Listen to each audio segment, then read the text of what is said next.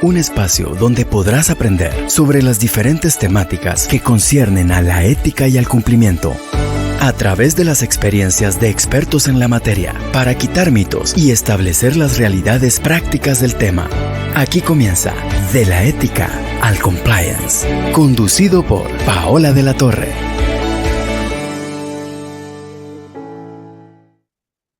Buenas tardes a todos. Vamos a dar inicio con el segmento del día de hoy. Vamos a conversar sobre un tema muy particular, muy práctico, que yo creo que toda nuestra audiencia se va a poder llevar realmente una idea bastante clara de cómo aplicar y cómo no aplicar el compliance en ciertos aspectos, sobre todo cuando se trata del involucramiento de lo que significa compliance. ¿Y qué significa compliance? Realmente es una metodología de mitigación de riesgos de las personas que trabajan en las organizaciones, tanto público como privado.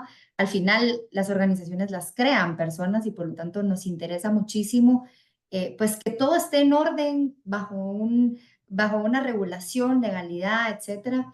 Y por eso, pues tengo el gusto de poderles presentar a nuestra invitada especial del día de hoy, en donde pues vamos a hablar específicamente sobre temas relacionados a cómo realmente poder implementar el compliance en las organizaciones sin tener una repercusión negativa en el ámbito pues laboral. El Reglamento Interior de Trabajo en todas las jurisdicciones, no solo en la guatemalteca, es el documento o la regulación interna que rige realmente bajo qué aspectos una organización puede tomar decisiones con respecto a pues la forma de actuar de una persona colaborador, empleado, etcétera, dentro de una organización. Entonces, le voy a dar la bienvenida a este segmento a Marisabel Salazar. Les voy a contar un poquito de su formación académica, perdón, y su experiencia profesional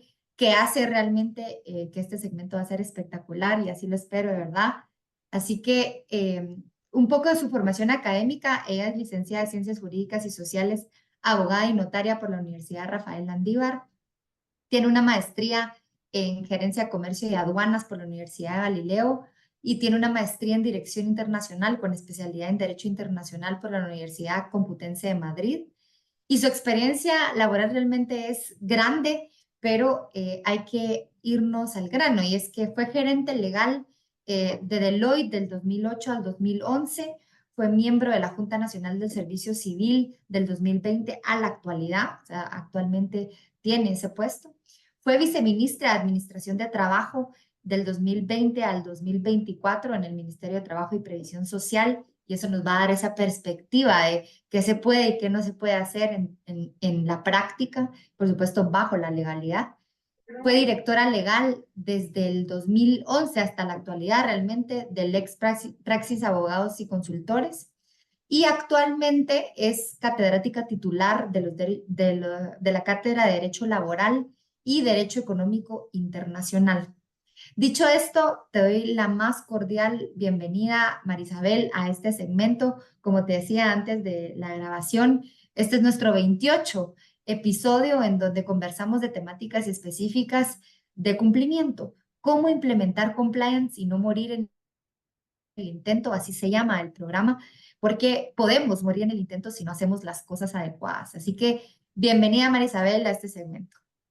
Muchísimas gracias, pues la verdad por la invitación y felicitando el espacio que es tan necesario para pues no solamente cambiar la retórica que se viene manejando de que los abogados estamos para crear conflictos o solucionarlos en los tribunales, sino pues realmente pues cambiar esa mecánica y que las empresas pues no es que no nos necesiten, pero que nos necesiten lo menos posible, ¿verdad? Es decir, que sean capaces de poder resolver sus propios temas, ¿verdad? Y que al final la política preventiva es la que debe reinar, ¿verdad? Y eso es lo que rige el compliance, ¿verdad? El compliance lo que busca es cómo prevenimos antes de solamente reaccionar, ¿verdad? Porque vemos que, pues sinceramente esto, la política de reacción ya no está funcionando. Es claramente evidente que los tribunales están llenos de reacción, ¿verdad? Y pues esperar que un juicio se resuelva en primera instancia en 18 meses, bueno, un año, si bien nos va, apelación otro año, recursos, amparos, para que después, en lugar de pagar 50,000, tenga que pagar 250,000, no sé si realmente esa es debería ser la visión, sino realmente prevenir y evitar llegar al litigio, ¿verdad? Aunque algunos colegas, pues obviamente entendemos que de eso se vive, pero creo que es empezar a cambiar esta forma de ver incluso el ejercicio de la profesión. La política preventiva le deja más a un país que la reactiva. Estoy totalmente de acuerdo, no podemos estar más alineados en ese sentido. Hay que apostarle a la prevención y de esto se trata esta conversación, de cómo podemos realmente dar tres pasos atrás y hacer las cosas correctamente a lo interno para que, yo te lo decía antes de la grabación, cuando realmente sucedan las cosas, digamos la organización, tanto la organización como colaboradores, porque aquí se trata de una expectativa y reglas claras adentro de una organización.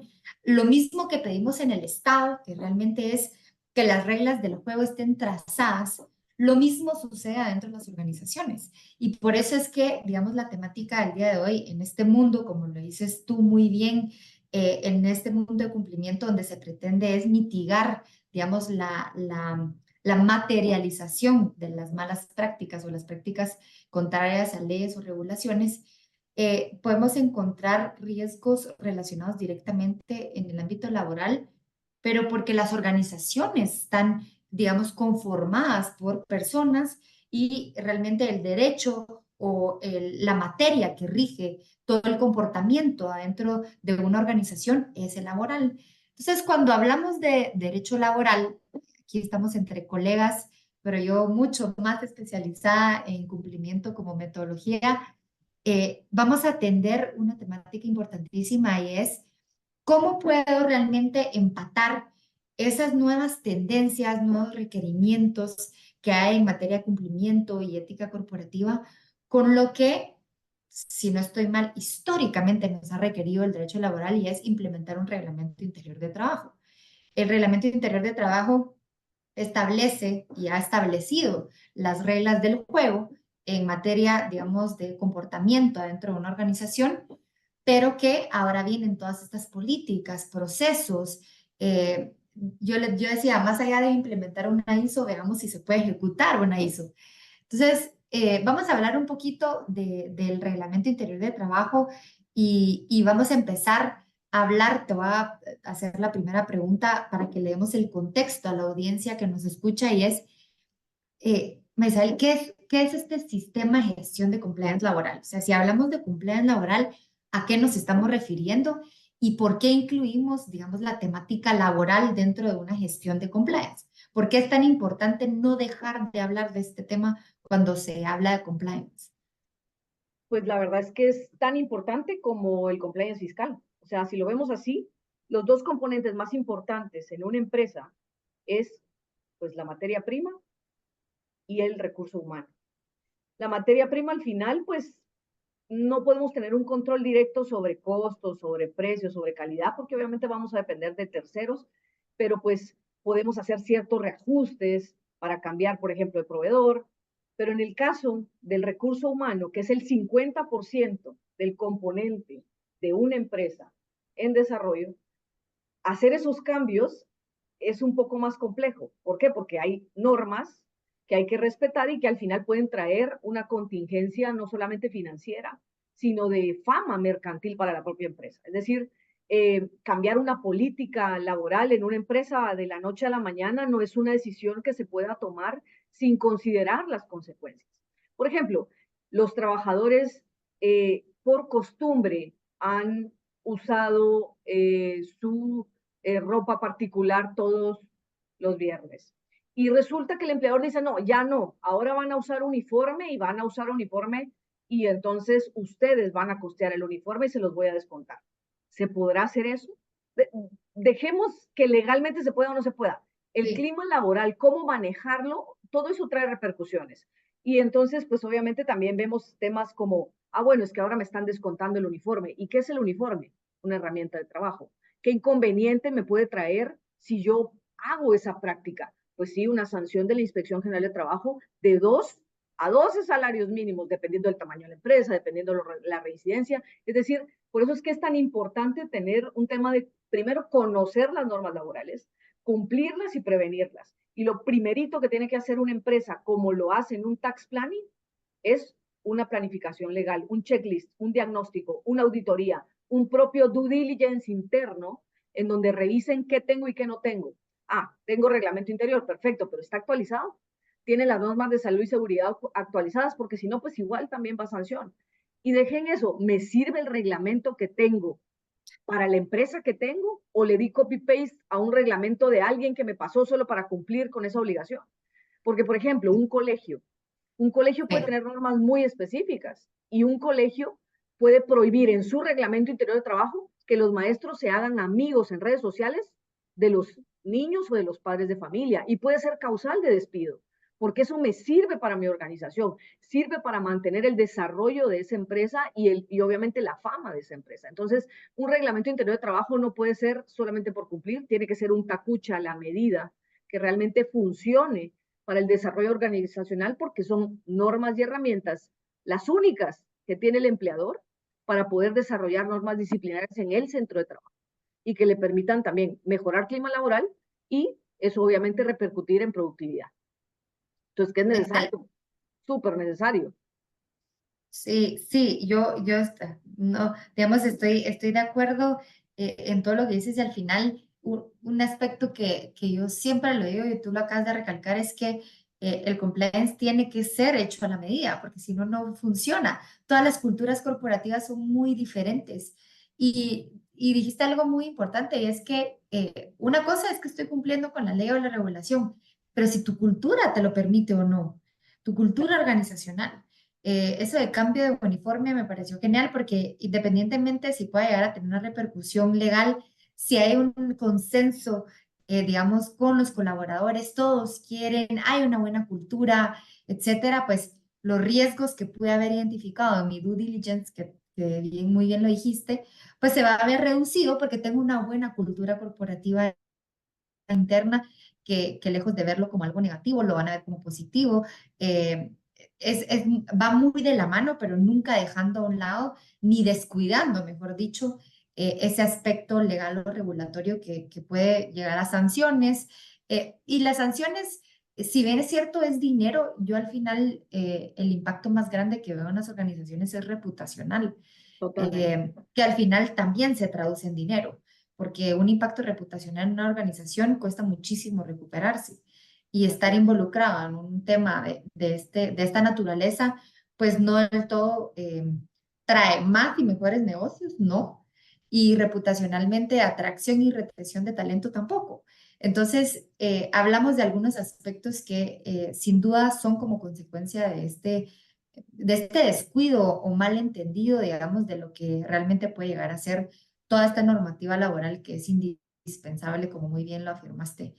Y cuando hablamos de riesgos, Marisabel, los riesgos laborales que una organización se puede ver frente a, en el contexto, por supuesto, de compliance, ¿cuáles podrían ser los riesgos más inminentes en materia laboral que tendría una organización que tú como experta le dirías, ojo, con estos tres aspectos o estos dos aspectos que hay que estar pendiente siempre? Buenísima pregunta. El primer riesgo, dijéramos al final, es el cumplimiento legal documental, ¿verdad? Ese es el checklist que está en el Código de Trabajo, que se puede resumir básicamente en contratos de trabajo, pero no solamente tener un contrato, sino que tiene que estar autorizado por la Dirección General de Trabajo, es decir, hay que subirlo a la plataforma y eso tiene que ser dentro de los 15 días siguientes. Ese es el primer riesgo que tienen la mayoría de empresas. Me dice, mire, lo que pasa es que no tengo contratos y ahora que no tengo, ¿qué hago? Hágalos, ahorita, hágalos, pero es que los voy a hacer con fecha de ahorita. No importa. Usted le pone cláusula primera, la relación laboral la inició en el 2009 y en la parte final de su contrato lo está firmando el día de hoy. Ahí no va a haber sanción alguna. Va a haber sanción si llega a la inspección y no tiene el contrato. O sea Ay, que, sí. aunque no lo tenga, hágalo. O sea, ese es el primer tema, el tema documental de contrato de trabajo. Definitivamente hay que cumplirlo, porque al final la carga de la prueba la tiene el empleador. El trabajador puede decir condiciones laborales en una demanda que no son ciertas y no tengo cómo probar en contrario. Entonces, definitivamente, además que le da certeza al trabajador de que está en una relación formal. Y enfoquémonos en eso. ¿Por qué el compliance es importante? ¿Por qué el cumplimiento de las empresas es importante? ¿Por qué la formalidad laboral es importante? Porque es la única manera en la que el país se va a desarrollar. Si el país se desarrolla dentro de la formalidad laboral, pues se generan mejores empleos, se evita migración y, ojo, estamos en un país en donde el 70% de la población está en empleo informal. Informal. Quiere decir que salarios mínimos, que No se bonificaciones, cumple. prestaciones, le cubren nada más al 30% de la población. Eso es la consecuencia del desarrollo económico que tenemos dentro del país. Entonces, la formalización laboral sí o sí es parte del desarrollo de un país. Entonces, estamos contribuyendo no solamente a un desarrollo organizacional que nos va a evitar sanciones, si lo queremos ver así, que nos va a evitar obviamente una mala fama mercantil, pero también estamos contribuyendo al desarrollo del país, que va a ser la única fórmula que va a sacar al país de un desarrollo económico precario. Entonces, regresando al tema documental, que por supuesto tenemos contrato de trabajo, reglamento interior cuando hay más de 10 trabajadores, ¿verdad? Cuando hay menos, pues no tengo obligación. También es necesario tener todas sus constancias de recibos de pagos, de salarios y goces de vacaciones. Y este es un tema que está siendo discutido en los tribunales porque existe una ley, que es la ley de comunicaciones electrónicas, que ya me permite decir, bueno, yo ya le pagué al trabajador por transferencia electrónica, señor juez, no tengo que tener el recibo aquí firmado de él, sobre todo cuando son empresas tan grandes que al final, pues, por ejemplo, la planilla está en el interior de la República y es difícil, ya eso está siendo aceptado por los juzgados, pero nos está costando muchísimo llevar también a los jueces a ese tema. La inspección es muy compleja, la inspección aún no acepta, por ejemplo, las constancias sin recibos de acuse, de firma. Entonces, sí es un argumento que las empresas tienen que tener porque legalmente pueden defenderlo. No necesitan tener la firma física manuscrita, pero sí es importante tener esas constancias. Si tienen trabajadores en periodo de lactancia, tienen que tener la constancia de goce de lactancia. Y también es muy importante tener la constancia de pago de cada prestación. Aguinaldo aparte, bono 14 aparte, salario aparte, y si hay ventajas económicas, pues las constancias de que se dan. Las ventajas económicas, eso será otro tema, porque puede ser que existan, puede ser que no. Pero obviamente son prestaciones irrenunciables, ¿no? Y todas esas son las que se verifican en una primera inspección sí o sí. Y en una demanda el juez los pide sí o sí. Entonces, lo primero es ese cumplimiento documental que está en el código, que lo resumimos pues muy básicamente en contratos, constancias de pago de prestaciones, reglamento interior de trabajo en caso de que sea necesario, es decir, más de 10 trabajadores, los libros de salarios famosos, que es a partir de 3 trabajadores, ¿verdad? Que son electrónicos, la constancia de pago de la seguridad social, que ahí es un tema bien importante. ¿A partir de un trabajador o a partir de 3? Esa está siendo la encrucijada, ¿verdad? Porque incluso hemos visto ya actuaciones de inspección en donde están sancionando a partir de un trabajador. No, sigue siendo a partir de 3. Es decir, la ley fue reformada. Entendemos que a partir de un trabajador ya se tiene que inscribir en el ICS. Ustedes recordarán de esa reforma. Sin embargo, la implementación de esa reforma no está vigente todavía. Es decir, la reglamentación por parte de la Junta Directiva del ICS no está vigente todavía porque tiene que crearse una plataforma y tiene que crearse un sistema que aún no está vigente y va a haber un plan piloto en donde van a empezar con los departamentos más pequeños, ¿verdad? Estamos hablando que se va a empezar, por ejemplo, con Escuintla y Chiquimula posiblemente, antes de Ciudad Guatemala, porque Ciudad Guatemala tiene el 70% del empleo. Van a probar, digamos. Exacto, entonces esa también es defendible, pero el tema de la planilla del ICS sí es otro requisito documental de ese due diligence interno que deberían de revisar. Y pues por último, al final, sí tienen que tener algún tipo de constancia de prestaciones adicionales que den. Las benditas bonificaciones, ¿verdad, Paola? Que vuelven ahí el tema complejo, incluso si es deducible o no es deducible, porque es bonificación o es salario. Entonces, todo eso tiene que estar debidamente documentado y pegar espejo con espejo. Lo contable y financiero, obviamente en su libro de salarios, ¿verdad? Sí. Y eso pues básicamente sería como el mínimo. ¿Qué consecuencias hay? Hay muchísimas, ¿verdad? Primero pues las pecuniarias, esas están en el 272 del código. Hay una serie de sanciones que se pueden poner y que obviamente si la empresa es reincidente, pues ya se vuelve más compleja porque la sanción es más alta. Si es la primera vez, incluso se puede pedir reducción al 50%, pero como tú decías, para mí el riesgo más grande es el reputacional, porque si una empresa es sancionada por la inspección, entra lo que se llama registro de faltas. Y el Sí, registro de faltas automáticamente se vuelve en el combo en donde la inspección le va a estar cayendo a todos esos empleadores que están en ese registro de faltas, porque en los operativos de aguinaldo y de bono 14 seguro les van a caer porque están en ese registro de faltas. ¿Cómo puedo yo saber si estoy o no estoy en ese registro de faltas? Pidiendo una solvencia laboral. Se tramita de manera electrónica en la página del ministerio, cuesta 100 quetzales, tiene vigencia de 90 días, es como una solvencia fiscal.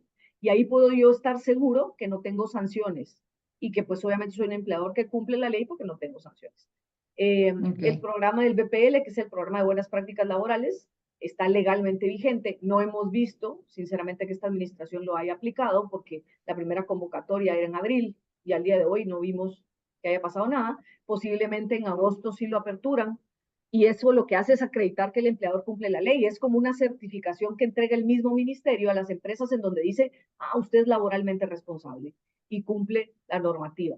No solamente esta documental que les dije, sino también el tema de salud y seguridad ocupacional, que es Y tiene, importantísimo, ¿verdad? perdón que te interrumpa ahí, me llamó mucho la atención esta certificación, digamos, y qué beneficios tiene para el empleador, además de su tranquilidad, digamos, y poderlo decir a todo el mundo, pues estoy en cumplimiento laboral, atracción de más y mejores negocios, etcétera.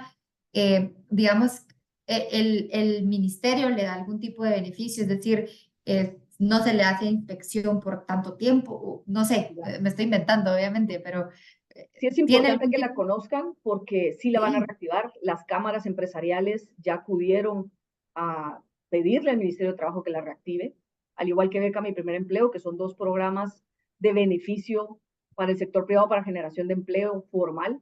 Y las cámaras ya consiguieron esa reunión con la ministra, hasta donde tengo entendido, y es muy probable que lo reactiven, ¿verdad? Es decir, la convocatoria sería en agosto. Tiene vigencia de un año, y se pierde cuando hay alguna sanción, ¿verdad? Por supuesto, ahí ya no se le acredita como un buen empleador. Y es una constancia, especie de diploma que es entregado de manos del ministro o de la ministra de Trabajo, y en donde se acredita, pues obviamente que la empresa cumple con lo documental que ya te enumeré, con el plan de salud y seguridad ocupacional o el plan de riesgos, dependiendo que si tiene más de 10 trabajadores, sabemos que es plan de salud y seguridad ocupacional, si tiene menos de 10, es su plan de riesgos, se le hace una visita para ver que sus condiciones laborales cumplan en clima laboral con temas de salud y seguridad ocupacional. No lo visita la inspección, entonces ahí el empleador se queda más tranquilo, pues, ¿verdad? Porque al final la revisión es voluntaria y se hace a través de sí. una plataforma. El empleador sube toda su información a través de la plataforma, se le verifica y pues si cumple con todo, se le entrega la constancia BPL con vigencia de un año. Y hay una circular dirigida al inspector, eso está vigente, en donde las empresas que tienen constancia BPL no deben entrar dentro de los operativos de verificación, a menos que haya una denuncia, por supuesto, ¿verdad? Pero es Ok, enfocarse en los que no cumplen. ¿Para qué se va a enfocar en el que cumple? Se tiene que sí, sí. enfocar la inspección en los que no cumplen para llevarlos a cumplir. Y Ah, obviamente el empleador puede acreditar, mire, yo tengo BPL y yo ya pasé por una revisión previa del ministerio. Esa era la naturaleza de esta constancia. Esperemos que la reactiven en el mes de agosto. buenísimo, buenísimo. Yo estoy pro en el aval, digamos, de cumplimiento porque permite a las organizaciones con mucha más facilidad poder probar que estén en cumplimiento. Digamos, eso es uno de los beneficios más grandes. Y un poco hablando, ya que mencionabas, digamos, del checklist, digamos, que hay que tener en materia laboral de compliance. Hablabas del documento, digamos, que a mí me interesa muchísimo conversar y que podríamos quedarnos horas y es el reglamento interior de trabajo. Sí. Platiquemos sobre las diferencias o similitudes, quiero ver tu perspectiva, entre el reglamento interior de trabajo y, digamos, esas políticas de compliance que estamos implementando dentro de las organizaciones. Por ejemplo, la política del régimen sancionatorio. Si no cumple con la política de anticorrupción, digamos, Ya. puede ser denunciado internamente y se le va a sancionar. Se le va a sancionar con llamada de atención verbal, escrita o despido. Digamos, ¿cuáles son estas diferencias? O si tú me dices, mira, la verdad es que no lo deberían de ver como una diferencia, deberían de verlo junto. ¿Cuál es tu perspectiva de todas estas políticas en materia de compliance y versus, digamos, lo que ya teníamos, que era el Reglamento Interior de Trabajo, y cómo estas pueden, sobre todo, eh, convivir adentro de un programa de compliance? El Reglamento Interior de Trabajo debería digamos, de someterse al programa de compliance y por lo tanto todas las políticas relacionarlas. Y te dejo hablar porque tú eres la experta. Me encanta lo que dijiste hace más o menos unos 10 minutos, donde me dijiste cómo hacemos para que realmente sea ejecutable. O sea, ¿de qué me sirve a mí tener diplomas si al final no puedo ejercer, ¿verdad? El punto aquí es cómo hacemos para que esas políticas de cumplimiento se vuelvan legalmente vinculables en materia laboral. Hay dos formas de hacerlo, únicamente dos formas. De ahí lo demás es adorno. Sinceramente, es la verdad de lo que pasa en los tribunales. Hablemos de la verdad de lo que pasa en los tribunales. Sí. ¿Cómo lo puedo hacer? Punto número 1, contrato de trabajo. En el contrato de trabajo puedo dejar una cláusula en donde es de obligatorio cumplimiento las políticas generadas por la empresa en materia de y las describo y lo hago como una cláusula de obligatorio cumplimiento y que en caso de incumplimiento se generará causal de despido del trabajador de conformidad con el procedimiento que se le tendrá que seguir de conformidad con el reglamento. Es decir, puedo volverlo vinculante en el contrato de trabajo. Contrato, ok. Esa es una forma muy efectiva, pero tenemos que dejar dentro de esa cláusula que son de conocimiento del trabajador y que tenemos que hacerlas de conocimiento del trabajador. Es decir, al momento de probarlo ante el juez, yo tengo que evidenciar que al trabajador le expliqué la política anticorrupción, que recibió la capacitación, que firmó de recibido, que estuvo en la asistencia, que entendió cuál era, que se le entregó esa política y él la firmó y que la comprende, y entonces es parte de sus procesos. Eso es muy importante. Si no, ese despido no va a surtir efectos de manera judicial. Y lo otro es en la cláusula, estamos siempre en el contrato, estamos siempre en la modalidad de hacerlo vinculante en el contrato. En la cláusula donde dice descripción de funciones, el trabajador generalmente machotean, perdón la palabra, pero machotean los contratos, y es lo que tú y yo hemos hablado. Una empresa, si quiere ser efectiva, tiene que hacer su tacucha a la medida. Entonces, machotear un contrato, de decir sus funciones, por ejemplo, pensemos en un cajero que maneja dinero. Sus funciones son llevar a cabo las funciones de cajero, pero no le estoy poniendo que él tiene a su cargo el manejo de dinero y que se hace responsable del manejo del dinero o del inventario. A la hora que el inventario falta, a la hora que el dinero falta, ¿cómo pruebo esa causal por negligencia? ¿Verdad? Que está dentro del código. Entonces, ahí tengo que aprovechar esa cláusula para decir que las políticas son de obligatorio cumplimiento y que su incumplimiento genera negligencia del trabajador porque está como parte de sus funciones esenciales. Entonces, ahí ya tenemos dos formas de vincularlo en el contrato de trabajo. Incluso se puede dejar penalización, ya lo hemos probado. Hay penalización, ¿se puede penalizar al trabajador por incumplimiento? Claro que se puede. Que el ministerio no lo quiera aprobar es otra cosa, pero que se puede hacer y que legalmente se puede, sí, está en el código. Yo legalmente puedo cobrarle daños y perjuicios al trabajador por incumplimiento de cláusulas del contrato. Está dentro del contrato y tengo 4 meses para exigirlo. Mi plazo de prescripción, una vez me incumplió una cláusula del contrato, para demandarlo ante un juez, son 4 meses. O sea que si el Código de Trabajo me lo permite, por supuesto que se puede. Pero hay que dejar esa penalización en concepto de salarios mínimos dentro del contrato. Es decir, por incumplimiento de las cláusulas tal y tal y tal, el contrato da como consecuencia el pago de 4 salarios mínimos vigentes, ¿verdad? Que en este caso son salarios mínimos vigentes para las actividades no agrícolas de la ciudad de Guatemala, que es la C1, que sigue estando vigente, los salarios por regionalización siguen estando vigentes, no los han derogado. Entonces, ese sería el salario aplicable. Ahora, la otra forma es el reglamento, que es lo que nos trae el día de hoy, que es la herramienta más certera para el empleador, porque el empleador ahí puede poner en el reglamento específicamente qué políticas, qué sí tiene que hacer, qué no tiene que hacer. Por ejemplo, si no da su informe patrimonial, porque es parte del compliance que me pide la Superintendencia de Bancos, porque soy una inmobiliaria y tengo que entregar un informe patrimonial de cada uno de mis trabajadores y el trabajador se negó a entregar ese informe patrimonial, yo voy a poner ahí que es causal de suspensión de goce de salario de 8 días, por ejemplo. Y lo sanciono. Entonces ahí tengo mi defensa ante la Superintendencia de Bancos y le digo, mire, no es que yo no quiera entregárselo, el trabajador se negó, le seguí procedimiento y hasta salario le desconté, ¿verdad? Pero si yo no tengo esa evidencia, por supuesto que va a haber sanción de parte de la Super, ¿verdad? Porque yo tengo la obligación de entregarlo. Entonces, sí es el reglamento la evidencia o la herramienta sustancial. Marisabel, tal vez te voy a interrumpir, pero quiero que por favor me sigas contando, pero digamos, cuando tú dices, hay que meter en el reglamento, digamos, todos estos, digamos, todas estas reglas de compliance que se están generando, eh, muchas organizaciones tienen, digamos, la percepción de que en el Ministerio de Trabajo no les van a aceptar un reglamento interior de trabajo tan sofisticado. O sea, ¿cierto? hay esa percepción de que, bueno, sí, el papel lo aguanta todo, ahí meto todo mi compliance en el reglamento, pero luego me voy con el ministerio y no me lo aceptan. ¿Cierto? Entonces, ¿qué, digamos, qué se podría hacer para no caer en eso? Porque igualmente de nada me sirve tenerlo en mi reglamento si no está aprobado por el ministerio.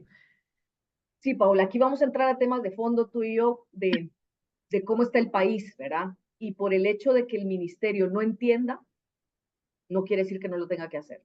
Ahí tenemos que luchar e insistir hasta que esto se logre. Por ejemplo, nosotros dentro de la oficina, imagínate lo que nos costó que el Ministerio de Trabajo nos aprobara como una falta laboral el que un maestro se hiciera amigo en redes sociales de los niños o de los papás de los niños. Era impensable, pero al final está.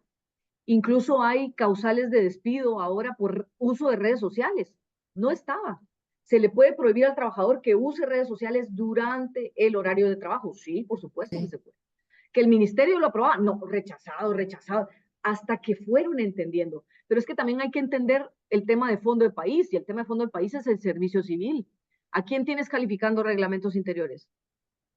No a sí, personal, ni que son abogados, y por suerte están estudiando derecho, algunos. En renglones presupuestarios 029, que encima de eso no son 011, es decir, no son trabajadores a los que se les pueda llevar un proceso de desarrollo administrativo. Entonces, hay un tema de fondo, de falla. Pero a ver, la forma no tiene por qué afectar el fondo. El que ellos no lo entiendan, el que ellos no quieran hacerlo, no quiere decir que nos hay tengan que que aprobar. pelearlo. Hay Sí, herramientas, Paola. Si el ministerio te rechaza un reglamento, por eso, interpone revocatoria dentro de las 48 horas. Y entonces que la ministra te explique por qué no te está queriendo aceptar eso con fundamento legal. Ah, y si la ministra dice no, ¿por qué no? ¿Qué nos toca? Ya agotamos la vía administrativa, nos toca el amparo. Y entonces a través de la vía del amparo, ir corrigiendo la plana. Así es como se crea sí, institucionalidad. Lastimosamente, es como toca ir creando institucionalidad. sí, Y la otra es teniendo mucha paciencia, pero que se puede, se puede. Por eso sí. te daba las dos opciones.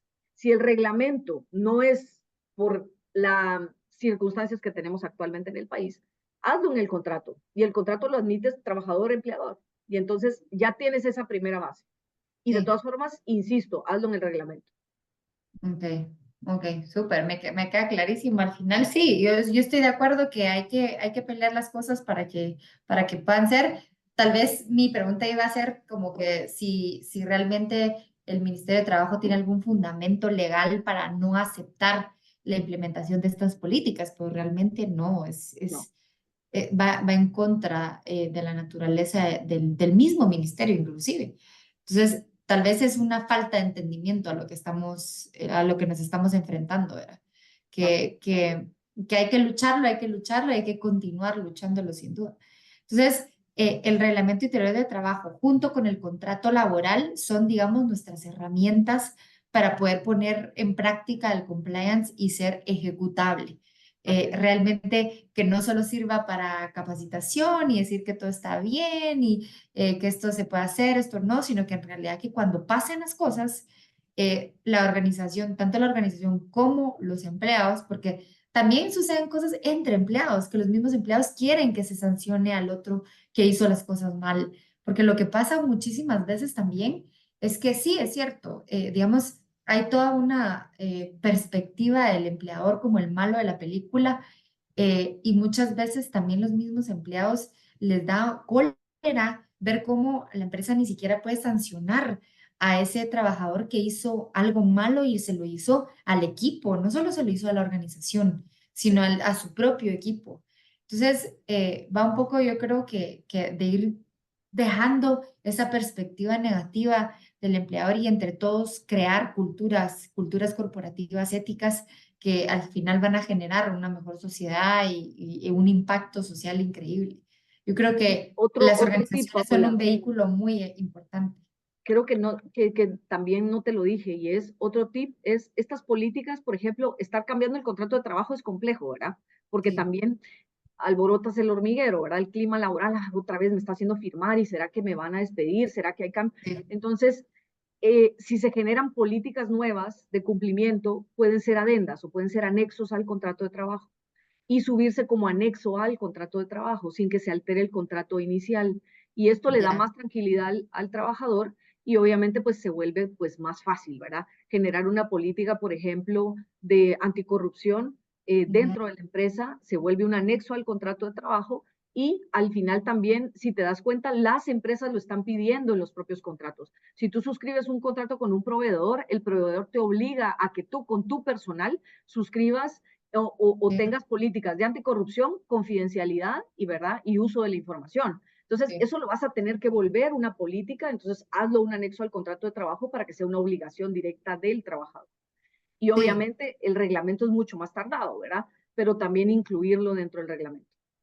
Ya, igualmente, entonces, digamos, la recomendación ahí sería que dentro del contrato original se ponga a cumplir con políticas en términos generales y puede ser las políticas anexas a este contrato que lo hacen parte del contrato y ahí vas agregando las políticas firmadas, por supuesto, por el colaborador.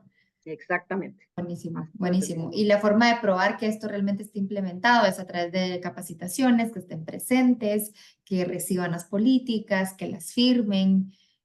Bueno, sí, yo creo que sí hay herramientas para poder realmente ejecutar todo este proceso.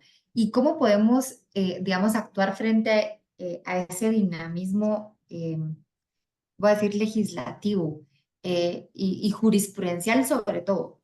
Porque como hay tantos casos laborales que constantemente cambia ese juicio dentro del ámbito laboral, eh, como que hoy estoy creando mi programa de cumplimiento y el día de mañana van a cambiar los jueces la forma en que están, digamos, interpretando una política de cero tolerancia, por ejemplo, a las malas prácticas de bullying interno. Por ejemplo, estoy poniendo un ejemplo de derechos humanos y empresa, que hoy por hoy la coyuntura, etcétera, lo acepte y el día de mañana no. ¿Tú lo recomiendas estar, digamos, en constante revisión del programa de compliance para ir, digamos, cumpliendo con esos lineamientos jurisprudenciales, legales, etcétera?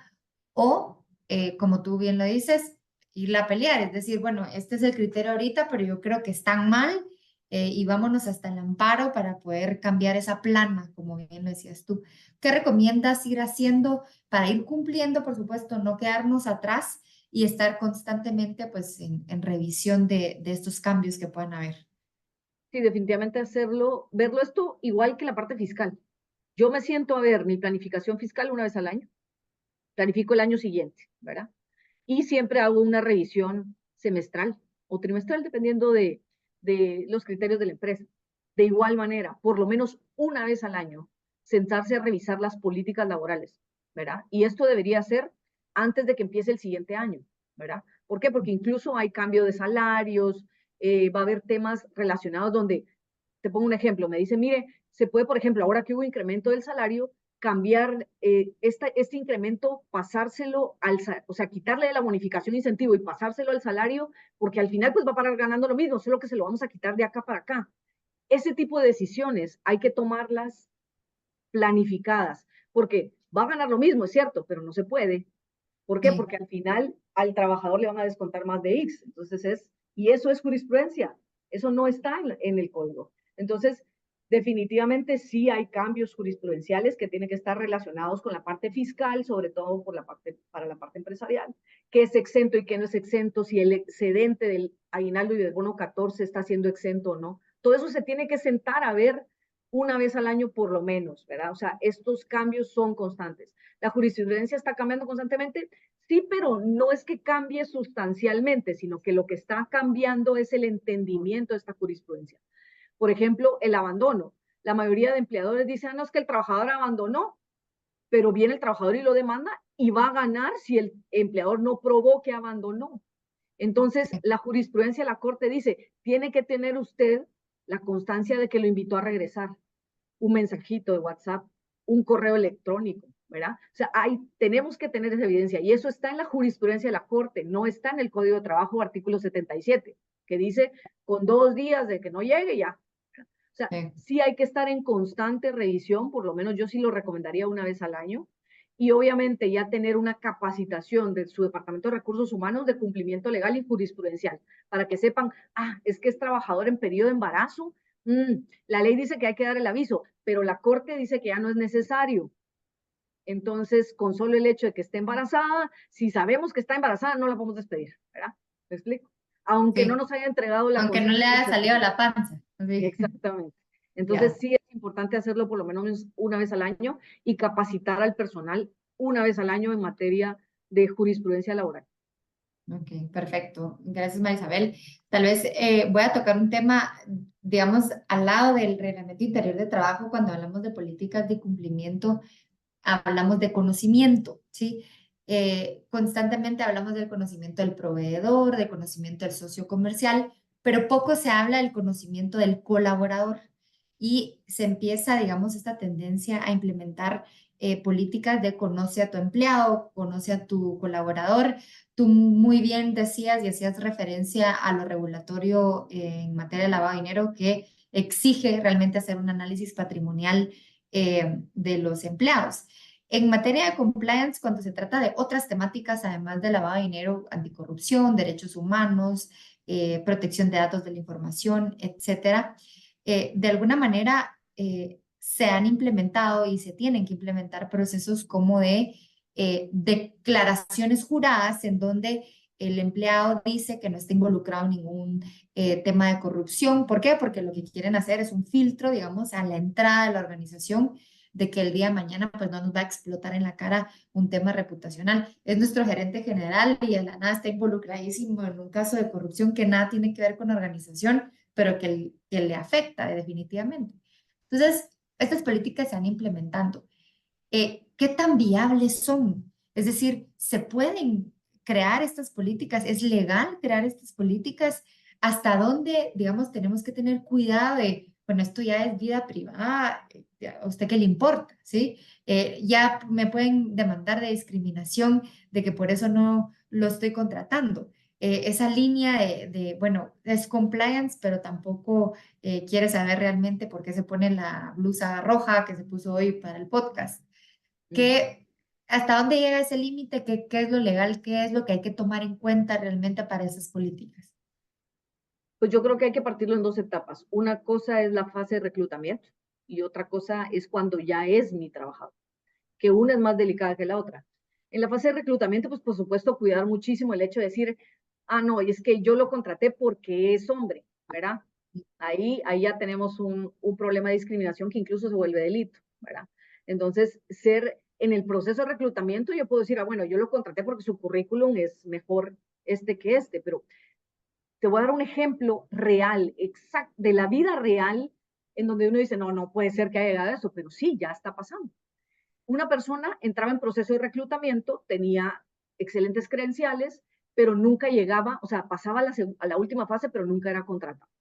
Y entonces llega un momento en donde ya pues conoce a la persona que está dentro, ya lo hizo en varias empresas y dice, mira, pero por qué no me contratan si al final dicen que soy pues de los mejores Mejor. calificados? Y obviamente era un tema en donde la persona tenía un tema de género, donde se había cambiado su género, y era un tema de discriminación de género, ¿verdad? Relacionado a que en su DPI se puede cambiar el nombre, ¿verdad? O sea, la persona se puede cambiar el nombre, pero en el sexo seguía apareciendo masculino. Sí. Y ese era el factor de no contratación, ¿me explico? Y al final esto llega a la vía judicial penal, como un antecedente de discriminación, ¿verdad? Obviamente Con- tiene que Contra todas las empresas. lo hizo Ya, contra dos al final, ¿verdad? ya. Porque, pues, obviamente era un tema muy complejo, porque su medio de prueba tenía que ser la declaración testimonial de la persona que decía por qué no, ¿verdad? Pero ya sentarse frente a un juez y decir, bueno, ¿por qué no se le contrató a fulanito de tal?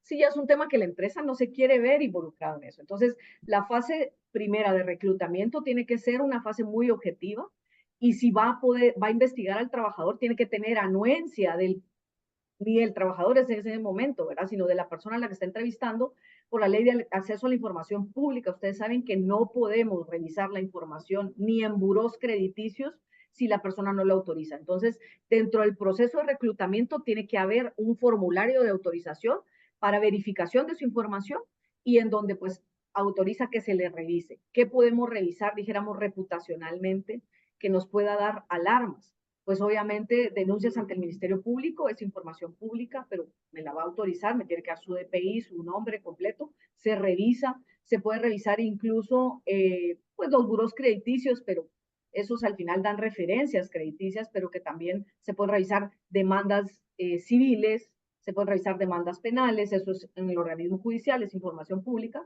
y también se puede revisar incluso la propia Interpol. La Interpol tiene ya sus alertas y sus propias alarmas, pero esto no puede ser una calidad de decir, mira, no lo contraté por eso. Bueno, es una parte del reclutamiento en donde no va llenando un checklist, dijéramos, interno, pero no una parte evidenciándola, porque pues al final puede poner en riesgo a la empresa. Ya, ahora, siendo mi trabajador, por ejemplo, mire, le voy a hacer una prueba de polígrafo. Tiene que tener autorización o anuencia del trabajador, porque si no, pues esa prueba de polígrafo no puede ser usada ante un juez. Hay un principio legal, ¿verdad? No se puede declarar contra sí ni contra parientes y solamente ante autoridad competente. Pero me sirve como un filtro de verificación, pero que cuente con la autorización del trabajador para verificarlo. Y obviamente ya pasar al tema, mire, voy a llegar a su casa a revisar, hay inviolabilidad de la vivienda, si el trabajador no lo autoriza, no puede hacerlo. Igual que de la correspondencia, no puedo meterme a su computadora personal a revisarlo, salvo que la computadora sea propiedad de la empresa, porque también aquí hay un tema muy, muy delicado y es las herramientas de trabajo que estoy entregando al trabajador. Hemos tenido casos en donde los trabajadores se les ha encontrado actos ilícitos dentro de las computadoras y muy delicados, por ejemplo, temas relacionados con pornografía infantil, en donde ligan directamente al representante legal al proceso penal. Entonces, sí nos podemos cubrir las espaldas y sí podemos hacer cosas cuando obviamente el aparato es propio de la empresa. Y si no, hacer firmar al trabajador y decir, bueno, esto no podrá ser utilizado si usted va a utilizar sus herramientas personales para actos donde relacione a la empresa en hechos ilícitos. Entonces, la anuencia creo que es lo que al final va a liberar a la empresa de cualquier inconveniente y obviamente respetar derechos constitucionales, que es inviolabilidad de la vivienda, de la correspondencia, si no hay una anuencia del trabajo. Ok, digamos que con anuencia del trabajador realmente podemos implementar cualquier política de conocimiento, obviamente siempre y cuando estén de acuerdo con eso, pero bueno.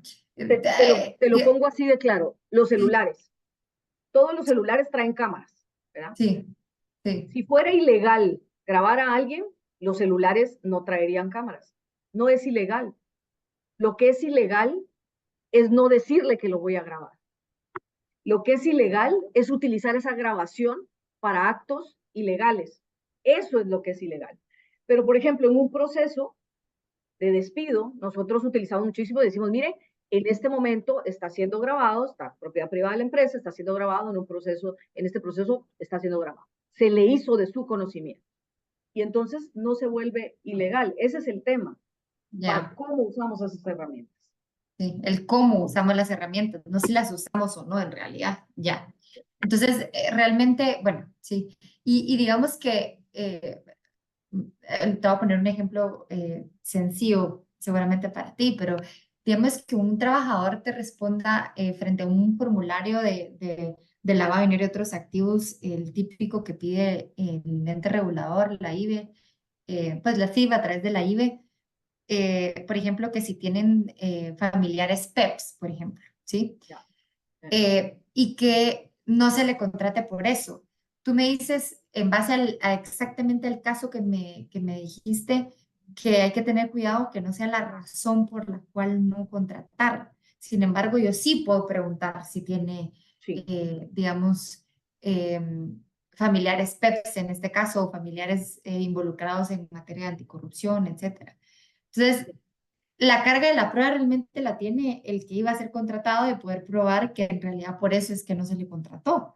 Exactamente. Sí. Pero más allá que eso, no hay ningún problema de poder, digamos, cuestionar ese tipo de temas. En un proceso interno no, porque al final él tendría que probar que fue por eso, ¿verdad? Porque es que si no también hay una falsa imputación de un delito, ¿verdad? Sí, Que también se vuelve un delito. Me están sí, imputando, me están diciendo que yo soy discriminado, pero pruébemelo. Y también sí, existen procesos como declaratoria de jactancia, ¿verdad? Que es un proceso judicial donde dice, mire, él se está jactando tal, bueno, pruébeme. Dale, Pero pruebe. internamente, por ejemplo, esa documentación guarda o sea, tiene un respaldo legal y para él poder tener acceso a eso tiene que tener una orden judicial. No Sí. puede él decir, mire, deme todos sus procesos de reclutamiento, quiero revisarlos. No, tendría que ir ante un juez y un juez autorizárselo. ¿Y cómo un juez va a autorizarle eso?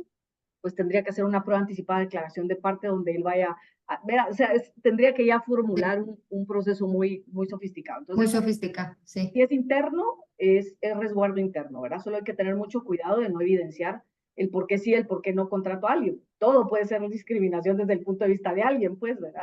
Entonces, ese es lo No delicado. me contrata porque no sé. Bueno, Sí, yo creo que correcto. es una buena razón. Gracias, Marisabel. Pasando un poquito digamos, la responsabilidad. A mí me gusta mucho cuando tengo reuniones o lo que sea. Bueno, buenísimo que vamos a hacer de todo, pero ¿quién lo va a hacer? Cuando se trata de compliance laboral, bueno, de compliance en general, tiene que haber, digamos, una determinación de responsabilidad. Y cuando hablamos de compliance, hablamos del oficial de cumplimiento. Lo que sucede con este tema laboral precisamente es que históricamente está el equipo, digamos, o legal o de recursos humanos que tiene, digamos, una contratación externa laboral y no precisamente pues se lo van a dar al oficial de cumplimiento para que lo vea. ¿Cuál ha sido tu experiencia en ese sentido? ¿Quién se encarga del compliance laboral o tiene que haber una sinergia entre diferentes áreas? ¿Qué nos puedes contar sobre esa responsabilidad de todos estos aspectos que estamos hablando? ¿Quién se tiene que encargar de que todos estos rompecabezas realmente estén en su lugar? Pues realmente empecemos con el oficial de cumplimiento per se, sin meterle la parte laboral. Está teniendo problemas porque no está creado el perfil del puesto dentro del propio reglamento. Entonces empecemos por ahí. Le dan funciones y atribuciones al oficial de cumplimiento que no están en el reglamento, que no han sido creados, ¿verdad? Como en un perfil. Entonces hay que empezar por ahí. Hay que crear el Sí, perfil del oficial y no solamente venir, porque aquí ya hemos tenido procesos en donde, por ejemplo, al asistente de recursos humanos o el asistente de contabilidad va a es ser el el oficial de oficial. cumplimiento. Y entonces ahora le damos esas funciones. Eso que se llama cambio de condiciones. Eso que es despido indirecto. ¿Verdad? Entonces Ya, tenemos que hacerlo bien. Bueno, creamos el perfil y le decimos, bueno, usted estaba como oficial, usted estaba como auxiliar de contabilidad, ahora va a ser oficial de cumplimiento. Mire, aquí están sus nuevas condiciones, artículo 20 del Código de Trabajo y me firma. Porque si no, él puede alegar que es un despido indirecto porque le estamos dando un montón de funciones nuevas que él ni pidió, ni estaban en su contrato, ni sabía, ¿verdad? sí, Ahora, si le agregamos la parte laboral, pues puede tener un componente, o sea, el oficial de cumplimiento tiene que estar capacitado no solamente en la parte de lavado de dinero, que es lo que más está sonando, por supuesto, pero también tiene que estar capacitado en la parte fiscal, por ejemplo, y también tiene que estar capacitado en la parte laboral, que esas tres van de la mano, y también en la parte de derechos humanos, que también pues es legal laboral relacionada, pero cada quien tiene su propio papel. Es decir, por ejemplo, la parte de cumplimiento de lavado de dinero, si ante la ley, ahorita es el oficial de cumplimiento per se, ¿verdad? La parte laboral, de cumplimiento legal laboral, la tiene recursos humanos, que es ujú, quien debería hacer ese papel. Y sí, la parte, obviamente, fiscal, la tiene la parte financiera, pero esos tres se tienen que llevar también como los tres mosqueteros, porque si algo pasa aquí, rebota aquí, y el oficial de cumplimiento era el que tenía que haber dado la primera alerta. Por ejemplo, hay casos tan sencillos como contratar a los trabajadores y que no cumplan con sus obligaciones de entrega de la declaración patrimonial. Le repercute al oficial de cumplimiento, pero recursos sí. humanos no lo vio y entonces es una falta laboral y entonces todo está relacionado, ¿verdad? Y sí es importante que estas tres unidades se hablen, ¿verdad? O, Ya. o especializar a un superoficial de cumplimiento, ¿verdad? Que sepa todo, pero Todo sería lo... muy caro.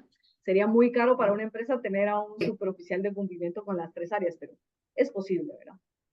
Súper, súper. Me queda clarísimo. Al final, sí, son diferentes roles, diferentes responsabilidades y lo más importante es tener claridad. ¿Quién lo va a llevar? Si se le va a hacer cambio de condiciones, cómo, cuándo, firmada la anuencia, por favor, que si no, al final solamente es un riesgo materializado adicional. Tal vez con esta última pregunta, Marisabel, vamos a terminar este segmento súper interesante.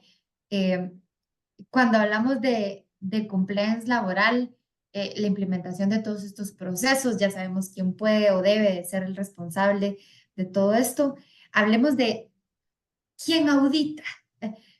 Tuvimos un segmento específico de esa pelea entre el oficial de cumplimiento y todo el equipo de auditoría, porque creen que, digamos, uno se está quitando el trabajo al otro.